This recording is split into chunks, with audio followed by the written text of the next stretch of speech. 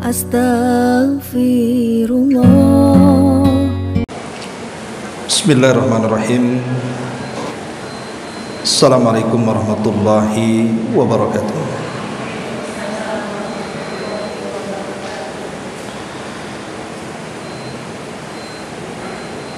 Alhamdulillah wassalatu wassalamu ala Rasulillah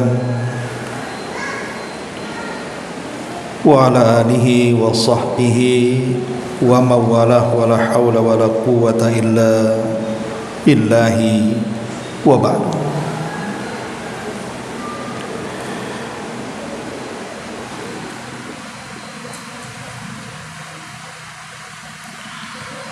Alhamdulillah, di pagi ini kita bisa berkumpul kembali di Masjidul Hidayah dan kita masih meneruskan kajian kita, masih membahas surah Al-Qiyamah,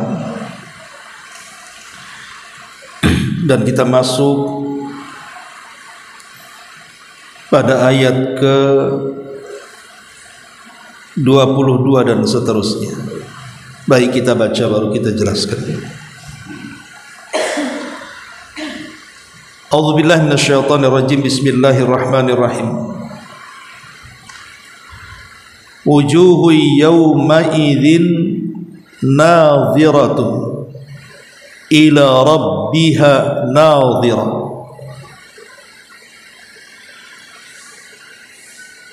Wa wujuhu yawma idzin basirah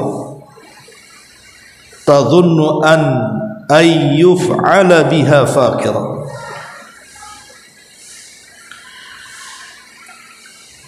Pada hari kiamat, wajah-wajah orang-orang yang beriman sangat berseri-seri, dikarenakan mereka memandang Rabb mereka. Tapi pada hari itu juga ada wajah-wajah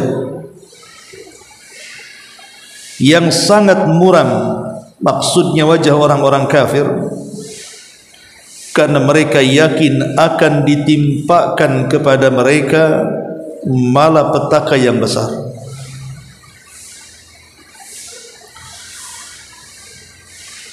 Ma'asyiral muslimat yang dimuliakan Allah Subhanahu wa taala, 4 ayat ini menjelaskan kepada kita tentang gambaran wajah-wajah manusia pada hari kiamat, di mana wajah-wajah orang-orang yang beriman berbeda dengan wajah orang-orang kafir. Apakah wajah-wajah itu akan berbeda satu dengan yang lainnya, atau setiap manusia itu akan memiliki beberapa wajah pada hari kiamat? Di dunia saja, Bu, satu manusia itu memiliki banyak wajah. Saat ibu bayi, kemudian menginjak remaja, kemudian dewasa dan menua, itu saja wajahnya berbeda-beda. Kalau baru lahir, orang yang memandangnya saja terkadang sangat senang, bahkan terkadang ingin menggendong dan menciumnya, sangat gemas melihatnya. Tapi coba kalau ibu sudah tua, kira-kira dipandang menyenangkan, ingin dicium, digendong, atau sebaliknya? Yang ada menyebalkan, kan? Artinya di dunia saja terkadang wajah-wajah itu satu orang bisa berkali-kali ada perubahan. Dari bayi berbeda ketika remaja, remaja berbeda ketika dewasa, dewasa pula makin berubah ketika tua. Di dunia saja terjadi perubahan wajah itu. Lah sebagaimana di dunia terjadi perubahan wajah, di akhirat juga sama. Jadi ada perubahan wajah-wajah orang-orang yang beriman, sebagaimana juga ada perubahan wajah-wajah orang kafir. Lah di sini adalah salah satunya. Wujuhu yawma idzin nadhir ila rabbiha nadhir. Wajah-wajah orang yang beriman pada hari itu berseri-seri karena memandang wajah Rabb. Perubahan wajah orang-orang yang beriman pada hari kiamat itu akan terjadi 4 perubahan. Akan terjadi 4 kali perubahan wajah. Yang pertama, wajah orang yang beriman adalah al-bayad, putih. Kemudian yang kedua, wajah putih ini akan berubah menjadi musfir. Jadi ada tambahan cahaya dari wajah yang putih. Kemudian yang ketiga, yang disebut dengan wujuhun na'imah, wajah yang penuh dengan nikmat, penuh dengan kesenangan. Dan yang terakhir yang disebutkan dalam ayat yang kita bahas ini, wujuhu yawma idin nadhirah, wajah yang berseri-seri.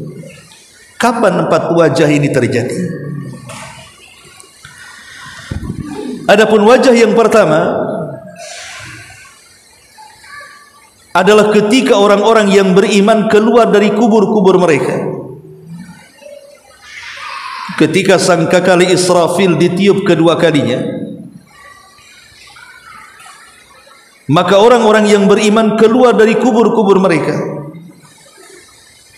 Wajah orang-orang yang beriman dari kubur-kubur mereka, Allah subhanahu wa ta'ala akan buat wajahnya putih bersih. Sebagaimana Allah subhanahu wa ta'ala mengatakan, yauma tabyaddu wujuh wa taswaddu wujuh. Pada hari itu ada wajah-wajah yang sangat putih dan ada wajah-wajah yang hitam kelam. Adapun wajah-wajah yang putih bersih adalah wajah orang yang beriman, dan wajah yang hitam kelam adalah wajahnya orang-orang kafir. Ini perubahan wajah pertama. Ketika orang-orang yang beriman keluar dari kubur-kubur mereka, wajah mereka putih bersih. Kemudian kedua, wajah yang bercahaya dari warna putih. Wajahnya sudah putih, mengeluarkan aura cahaya tambahan. Kapan itu? Saat dia merasa senang ketika selesai membaca catatan amalnya. Jadi saat orang-orang yang beriman selesai membaca catatan amalnya dan dia tahu bahwa dia ditakdirkan masuk surga, dan dia tahu isi catatannya semua kebaikannya, sedikit keburukannya, maka dengan senangnya berubah wajah yang putih menjadi musfir, ada tambahan cahaya. Sambil tertawa tersenyum, dia pun kemudian mengacungkan catatannya dan mengatakan, ha umuqra'u kitabiyah, lihat catatanku, baca oleh kalian. Saking senangnya sampai dia berbangga di hadapan manusia, lihat catatan saya, baca oleh kalian. Karena dia tahu dia termasuk penduduk sorga dan semua catatannya kebaikan, walaupun ada keburukan tidak banyak. Maka ketika setelah dia membaca catatan dan dia tahu termasuk ahlil jannah, berubah lagi wajahnya, sudah putih makin bercahaya dan berseri-seri, karena dia tahu dia tidak akan celaka dan tidak akan masuk neraka.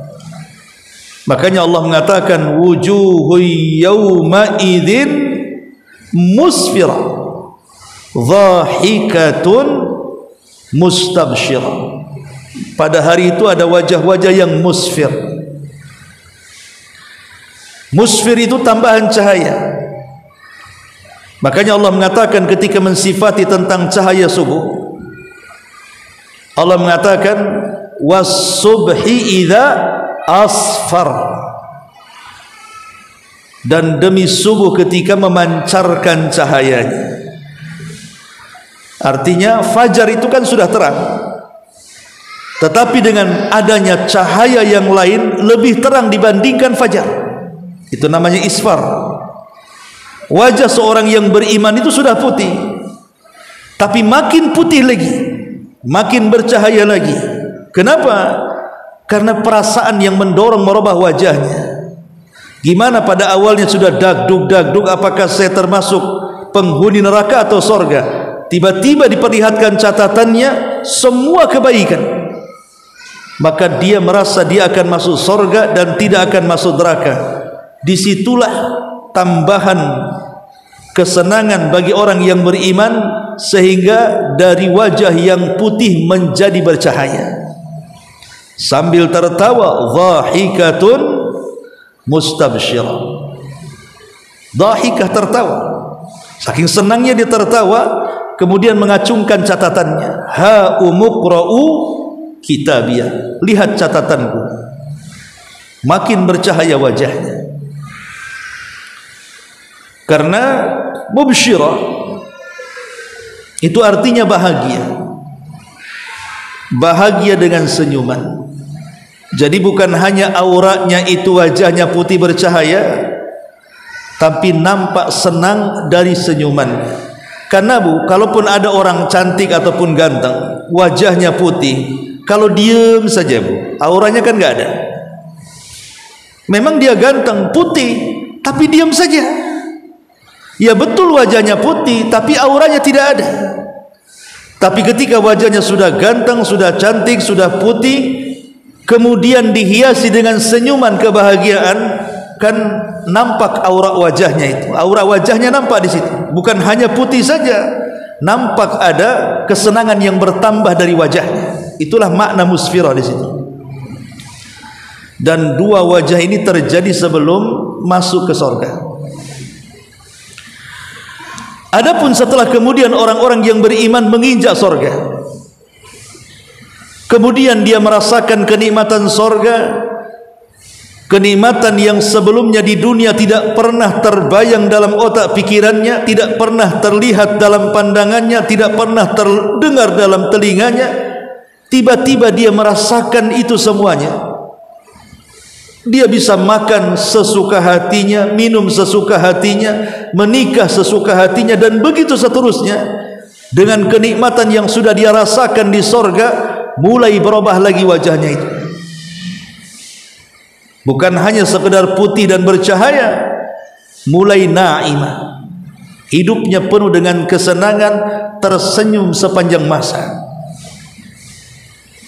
Tersenyum sepanjang masa dan nampak keindahan wajahnya. Makanya sering saya contohkan kalau ada dua anak, yang satu tinggal di Ruli, yang satu anak menteri, sama-sama umurnya 10 tahun, anak gadis. Tentu anak-anak yang hidup di Ruli dalam kondisi miskin, yang tidak terawat, tidak terurus, kulitnya saja sudah kumal kan, jarang mandi, nampak mandi pun tak pakai sabun ya. Mau senyum pun berat. Kenapa? Besok mau makan apa enggak? Nanti lebaran beri pakaian baru atau tidak? Nanti kalau hujan bocor atau tidak? Ada cemas-cemas tuh wajahnya. Tapi anak yang hidup di lingkungan orang kaya, yang hidupnya serba ada, semua kebutuhannya siap sedia, kan beda itu wajahnya, tentu beda lah Kayak ibu orang yang banyak hutang dengan orang yang melunasi hutang, kan beda tuh wajahnya. Yang banyak hutang cemberut, diajak ngobrol pun nggak nyambung, kayak orang kena narkoba ya. Tapi kalau orang yang banyak uang justru dia ngutangi orang, beda wajahnya. Jadi di dunia saja wajah orang susah dengan orang senang itu beda. Lah begitu juga orang yang masuk surga. Sebelum masuk surga memang sudah putih, sudah bercahaya, tetapi belum naim, belum merupakan wajah yang penuh dengan kenikmatan.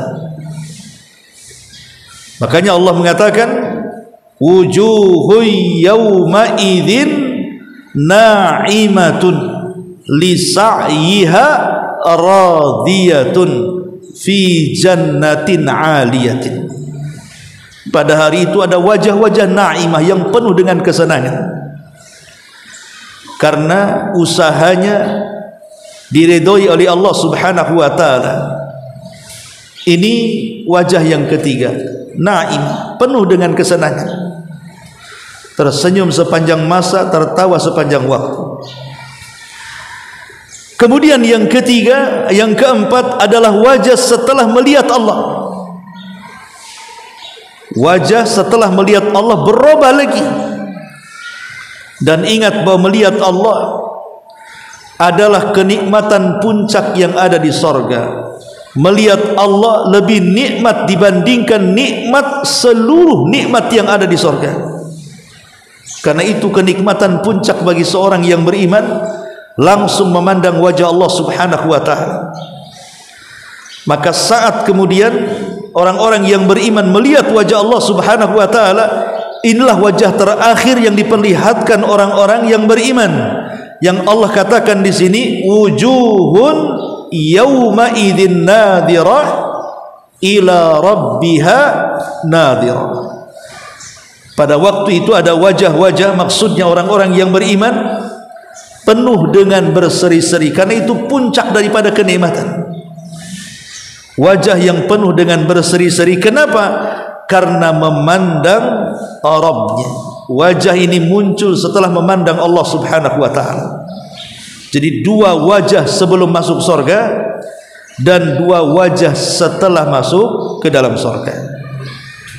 Wujuhun yawma idzin nadhirah.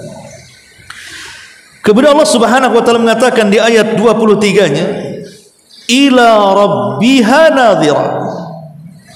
Karena mereka memandang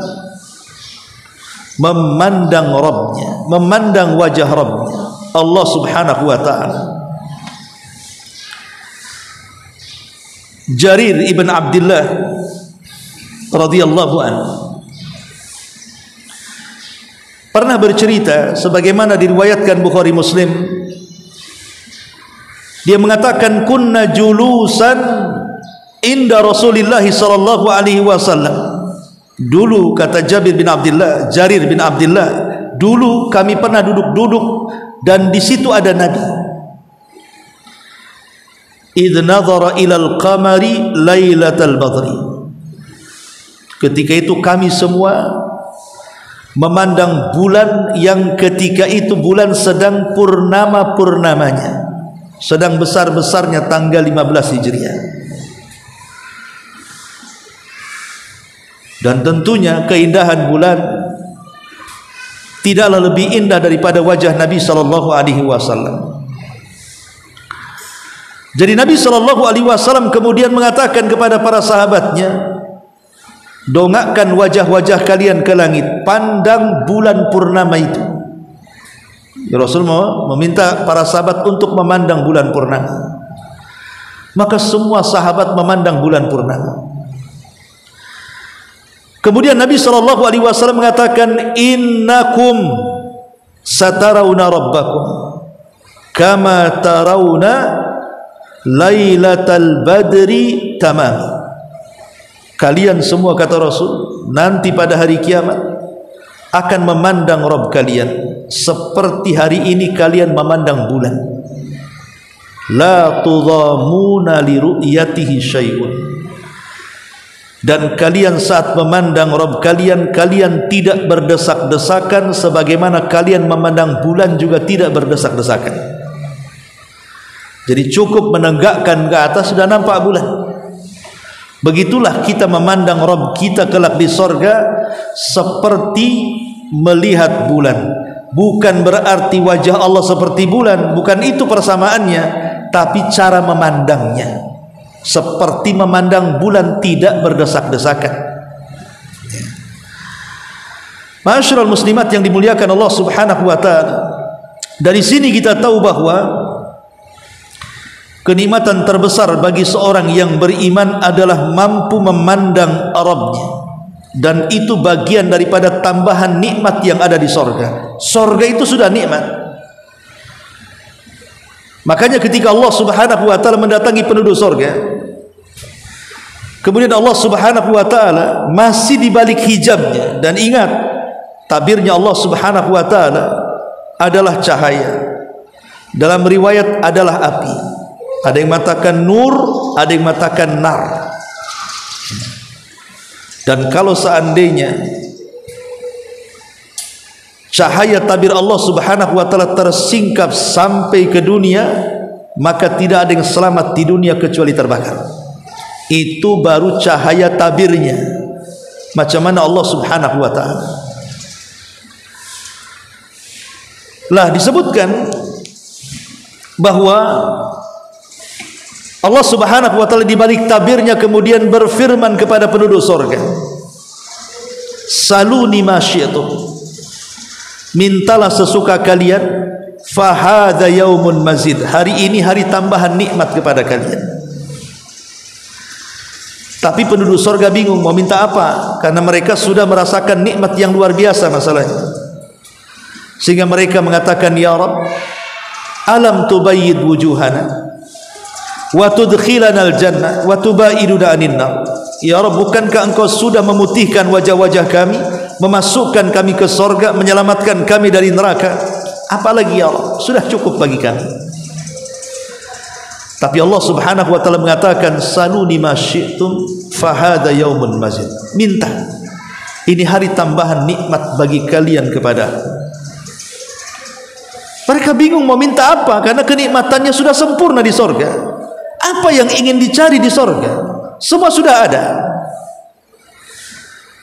Maka Nabi Musa alaihi salatu wassalam ketika itu memberikan pandangan kepada penduduk sorga dan mengatakan, salullah, mintalah kalian kepada Allah Subhanahu wa taala agar kalian bisa memandang wajah Allah yang mulia. Karena dulu kata Nabi Musa, di dunia aku pernah memintanya, tetapi Allah mengatakan lantarani, engkau tidak bisa melihat. Maka seluruh penduduk sorga sepakat ingin memandang dan melihat wajah Allah yang sesungguhnya. Maka ketika kemudian seluruh penduduk sorga minta agar Allah membuka tabirnya, semua manusia tegang. Maka Allah pun membuka tabirnya. Disitulah seluruh manusia bisa memandang Allah, dan semua penduduk sorga mengatakan, demi Allah, tidak ada nikmat yang paling besar dibandingkan kita semua mampu memandang Rabb kita, Allah Azza wa Jalla. Jadi memandang wajah Allah itu sebuah kenikmatan yang luar biasa. Tetapi ingat bahwa ini hanya terjadi di akhirat, tidak mungkin terjadi di dunia. Ingat dulu tahun berapa, saya lupa, di Tiban atau di Batam Center, ada orang yang mengaku bisa memperlihatkan wajah Allah, dimasukkan ke suatu ruangan, kemudian membaca zikir-zikir tertentu sambil di depannya ada jolang dan air, kemudian disuruh membayar setiap satu orang 500.000, dijamin bisa memandang wajah Allah. Ingat Bu kasus itu? Kalau nggak ingat, lihatlah di Google. Ada dulu kasus di Batam, bayar 500 bisa memandang wajah Allah. Kita katakan pendusta. Mana ada bisa memandang wajah Allah? Siapa Anda? Nabi SAW saja pernah melakukan perjalanan spektakuler Isra dan Mi'raj sampai ke Sidratil Muntaha, kemudian berdialog langsung dengan Allah tanpa perantara. Tapi Nabi SAW tidak pernah mampu memandang wajah Allah. Rasul hanya berdialog lewat tabirnya. Makanya Aisyah radhiyallahu anha mengatakan, siapapun yang mengatakan Nabi sallallahu alaihi wasallam ara'a rabbahu, bahwa dia Muhammad SAW pernah melihat Rabbnya, maka orang ini telah berdusta atas nama Allah dan Rasulnya. Karena aku pernah bertanya kepada Nabi SAW, kata Aisyah, ara'aita rabbaka lailatal Isra'i wal Mi'raj, apakah engkau bisa atau pernah memandang Rabbmu pada malam engkau diisrakan dan dimi'rajkan wahai Rasul? Rasul mengatakan, nurun anni ara, saya tidak melihat apapun kecuali cahaya. Kata Rasul, aku tidak melihat apapun kecuali cahaya. Artinya Nabi tidak sanggup melihat Allah. Bahkan Nabi Musa alaihi salatu wassalam, yang dikenal dengan Kalimur Rahman, Nabi yang banyak berdialog dengan Allah. Satu hari Nabi Musa ini pernah ingin memandang wajah Allah subhanahu wa ta'ala di Bukit Tursina, dan mengatakan, anzur ilaika ya Rabb, ya Rabb, bisa enggak aku bisa melihat wajahmu, kata Nabi Musa. Tapi Allah subhanahu wa ta'ala mengatakan, lan tarani, engkau tidak bisa melihat. Tetapi kata Allah, fa in istaqarra makana, Allah mengatakan, falamma tajalla lil jabali ja'alahu dakka wa sara Musa sa'iqa. Tapi Allah mengatakan kepada Musa, saya kan tidak akan tolak permintaanmu, tapi lihat gunung itu. Unzur ilal jabal, lihat gunung itu. Kalau aku menampakkan kepada gunung itu, dan gunung itu tidak bergerak dan tidak bergeming, fasaufa tarani, engkau bisa melihat. Maka Allah mengatakan, falamma tajalla rabbuhu lil jabali, ketika Allah menampakkan dirinya ke gunung, bukan wajahnya tapi cahayanya, cahaya tabirnya ditampakkan ke gunung, ja'alahu dakka, tiba-tiba gunung itu hancur berantakan. Imbasnya wasara Musa sa'iqa, Musa pun pingsan karena getaran hancurnya gunung Tursina itu. Kalau seandainya cahaya dari tabir Allah saja bisa menghancurkan gunung, macam mana cahaya wajah Allah subhanahu wa ta'ala? Pertanyaannya, kenapa Allah subhanahu wa ta'ala tidak bisa terlihat di dunia? Kenapa? Apakah manusia memang tidak bisa melihat Allah di dunia? Sebenarnya bukan tidak bisa Allah dipandang di dunia, tapi mata kita tidak sanggup memandangnya. Kenapa tidak sanggup memandangnya? Karena mata-mata kita ini selama masih hidup di dunia, maka mata kita ini adalah mata yang fana, tidak mungkin memandang wajah yang kekal abadi dan selamanya. Dan ketika Allah subhanahu wa ta'ala tidak memperlihatkan dirinya atau wajahnya dan tetap di balik tabirnya, itu semua rahmatan li ibadihi, itu kasih sayang Allah subhanahu wa ta'ala kepada hambanya. Sebab kalau seandainya cahaya dari tabir Allah saja mengenai bumi, satu bumi bisa terbakar. Makanya ini bagian daripada rahmat, kasih sayang Allah tidak menampakkan dirinya di bumi. Kalau tidak, semua akan rusak. Tapi di akhirat berbeda, karena Allah subhanahu wa ta'ala takdirkan di akhirat kita ini akan kekal, dan pandangan kita juga akan kekal. Tentu karena Allah yang berkehendak kita kekal. Sehingga karena kekekalan yang Allah berikan kepada kita, baik daripada usia, jasad, pendengaran, penglihatan, lisan, dan begitu seterusnya, makanya kekekalan itulah yang bisa memandang wajah zat yang maha kekal abadi, Allah subhanahu wa ta'ala. Sehingga kita bisa memandang wajah Allah bagi orang-orang yang Allah takdirkan dimasukkan ke dalam surga.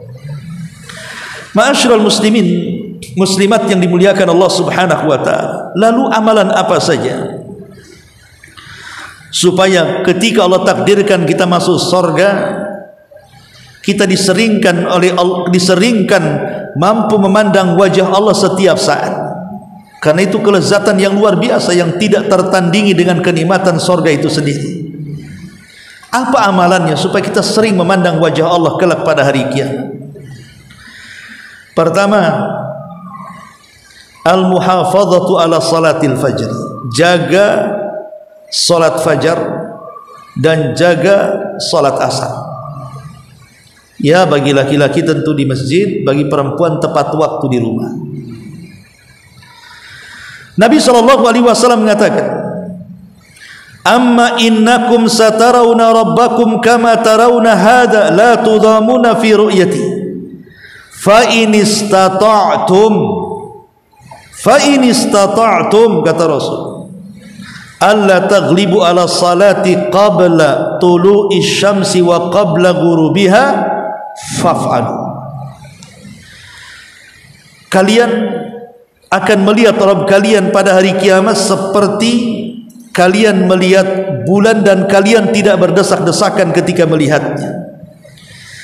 Jika kalian mau senantiasa melihat wajah Allah, jangan pernah terkalahkan dengan salat sebelum terbit matahari dan sebelum terbenamnya. Artinya, kalau kita ingin terus memandang wajah Allah, maka jaga dua salat ini, salat fajar dan salat asar. Ini yang pertama. Kemudian yang kedua, jauhi kemaksiatan dan dosa sebisa mungkin, sekuat tenaga kita. Jauhi perbuatan maksiat dan dosa, karena Nabi SAW mengatakan dalam hadis Abi Dzar Al-Ghifari, salasun la yukallimuhumullahu yaumal qiyamah wa la yanzuru ilaihim wa la yuzakkihim wa lahum adzabun alim. Qala faqara'aha Rasulullah sallallahu alaihi wasallam thalatha marrat. Qala Abu Dzar, khabu wa khasiru man hum ya Rasulullah? Qala al-musbil wal mannan wal munafiq sil'atahu bil halifil kadhib. Tiga manusia tidak akan diajak bicara dengan Allah. Ketika diajak bicara, disitulah kesempatan kita memandang wajah Allah.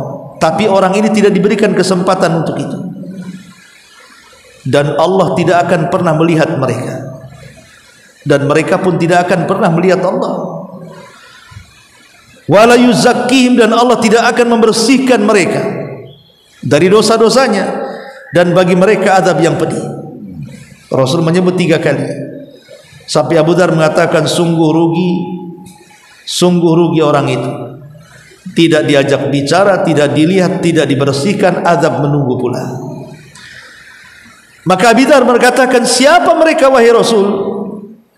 Maka Rasul mengatakan, pertama orang yang isbal dalam berpakaian bagi laki-laki. Yang kedua al-mannan, orang yang suka mengungkit-ungkit pemberian sedekah. Yang ketiga orang yang melariskan dagangan dan berani bersumpah-sumpah dengan sumpah palsu supaya laris dagangan. Dari sini kita tahu bahwa menjauhkan perkara-perkara dosa seperti musbil, mannan dan begitu seterusnya adalah penyebab kita mampu memandang wajah Allah Subhanahu wa taala. Ma'asyiral muslimat yang dimuliakan Allah Subhanahu wa taala. Kemudian yang ketiga, sebab memandang wajah Allah Subhanahu wa taala, al-ikhlasu fil amali. Berusaha dalam setiap amal itu kita mengikhlaskan karena Allah. Karena dalam surah Al-Kahfi tepat ayat 110 Allah mengatakan, faman kana yarju liqa'a rabbih falyamal amalan salihan wa la yusyrik bi ibadati rabbih ahada. Siapapun yang berharap perjumpaan dengan Rabbnya, artinya memandang wajah Rabbnya, maka beramalah dengan amalan yang baik dan jangan menyekutukan dalam peribadatan kepada Rabbnya dengan siapapun. Menunjukkan orang kalau ingin berjumpa memandang wajah Allah, murnikan amal saleh kita dengan tidak menyekutukan Allah, alias ikhlaskan dalam ibadah. Ini yang ketiga. Kemudian yang keempat, sebab kita mampu memandang wajah Allah pada hari kiamat adalah al-isti'anatu bis sabri was salat. Betul-betul meminta pertolongan dengan sabar dan salat. Wal ijtihad fi tahqiqil khusyuk, dan sungguh-sungguh mempraktikkan khusyuk dalam salat. Jadi berusaha untuk sabar dan juga senantiasa melaksanakan salat dan mewujudkan kehusyuan dalam salat. Di dalam surah Al-Baqarah ayat 45-46 Allah mengatakan, wasta'inu bis sabri was salati wa innaha lakabiratun illa 'alal khashiin. Mintalah pertolongan dengan sabar dan salat, karena salat itu akan berat dilakukan kecuali bagi orang-orang yang khusyuk. Siapa orang yang khusyuk ini? Allah lanjutkan ayatnya, alladzina yadhunnuna annahum mulaqu rabbihim wa annahum ilaihi raji'un. Orang yang khusyuk adalah orang yang yakin mereka akan berjumpa dengan Rabb mereka. Mereka akan memandang Rabb mereka dan mereka akan kembali kepada Rabb mereka. Jadi salat dan khusyuk ini salah satu penyebab kita memandang wajah Allah Subhanahu wa taala, sabar, salat dan khusyuk. Ini yang keempat. Yang kelima, supaya kita diberikan kesempatan untuk memandang wajah Allah Subhanahu wa taala adalah memperbanyak doa. Berdoa sebagaimana Nabi SAW mengajarkan kepada kita agar dalam doa ini kita meminta supaya kita mendapatkan kelezatan memandang Allah. Sebutkan dalam riwayat Nasai dari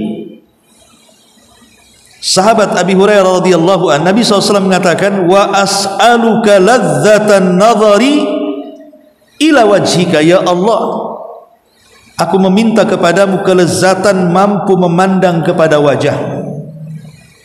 Maka Nabi SAW mengajarkan doa kepada kita agar dalam setiap doa kita ini meminta kepada Allah agar kita mampu memandang kelezatan wajah Allah Subhanahu wa ta'ala. Kemudian yang keenam, ibadatut tafakkur, agar kita senantiasa melakukan tafakur, melihat ayat-ayat dan tanda-tanda kuasa Allah di sekitar kita, baik kauniyah atau syariah. Kauniyah itu ya alam semesta ini. Memandang gunung tambah imannya, karena memikirkan luar biasa Allah mampu menciptakan gunung dengan seperti ini kuatnya. Memandang hamparan sawah, kebun yang hijau ranum, teringat dengan kekuasaan Allah. Subhanallah, maha mampu Allah menciptakan segalanya, keindahan yang luar biasa yang tidak bisa diciptakan oleh manusia. Tambah imannya, itu namanya tafakur. Setiap memandang apa saja dikaitkan dengan Allah. Memandang langit dikaitkan dengan Allah, memandang bulan dikaitkan dengan Allah, memandang bintang dikaitkan kepada Allah. Pandang apapun di sekeliling kita langsung dikaitkan dengan Allah. Itu namanya ibadah tafakur. Lah ibadah tafakur juga Allah mengatakan dalam surah Rum ayat 8, awalam yatafakkaru fi anfusihim ma khalaqallahu as-samawati wal ardh wa ma bainahuma illa bil haqq wa ajali musamma wa inna katsiran minan nas bi liqa'i rabbihim lakafir. Tidakkah mereka berfikir terhadap diri-diri mereka apa yang telah diciptakan dari langit dan bumi, dan antar keduanya tidaklah diciptakan kecuali dengan kebenaran dan pada waktu yang ditentukan, tapi kebanyakan manusia dengan perjumpaan mereka dengan Rabb mereka, mereka kufur. Mafhum mukhalafahnya, orang yang tafakur maka orang yang yakin akan berjumpa dan memandang wajah Allah Subhanahu wa ta'ala. Maka yang keenam ibadah tafakur. Yang ketujuh, tahqiqul imani wal ihsan, betul-betul mewujudkan iman dan ihsan. Tentu mewujudkan iman dengan memperbanyak ibadah, karena hanya dengan memperbanyak ibadah dan ketaatan iman kita bertambah. Dan mewujudkan ihsan dengan cara menanamkan muraqabah kalau kita ini senantiasa diawasi oleh Allah Subhanahu wa taala. Allah Subhanahu wa taala berfirman di dalam surah Al-Baqarah ayat 249, qala alladziina yadhunnuna annahum mulaqullah kam min fi'atin qalilatin ghalabat fi'atan katsiratan biidznillah wallahu ma'as sabirin. Berkata orang-orang yang yakin bahwa mereka akan berjumpa dengan Allah, berapa banyak kelompok kecil mampu mengalahkan kelompok yang besar dengan izin Allah, dan Allah akan bersama orang-orang yang sabar. Maksudnya di dalam ayat ini penuh keimanan, yakin walaupun sedikit bisa mengalahkan orang banyak, itu kan keimanan namanya. Karena dia yakin kekuatan itu hanya milik Allah, bukan karena jumlah ataupun kuantitas musuh, tapi dia iman pasti menang. Itu namanya tahqiqul iman, bahwa orang yang beriman itu akan senantiasa ditolong oleh Allah Subhanahu wa taala, ya. Dan banyak lagi tentang amalan-amalan yang bisa menjadikan kita semakin sering memandang wajah Allah Subhanahu wa taala kelak di surga. Wallahu alam. Dua ayat dulu sampai di sini. Silakan kalau ada yang bertanya.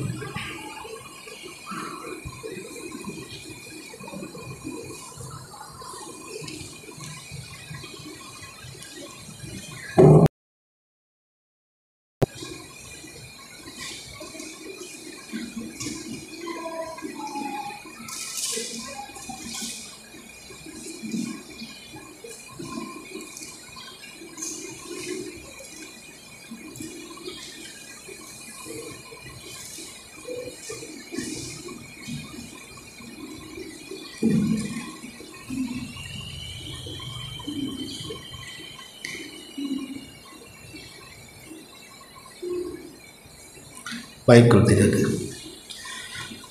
Subhanallah bihamdika, asyhadu an la ilaha illa anta, astaghfiruka wa atubu ilaik. Allahu taala alam. Assalamualaikum warahmatullahi wabarakatuh.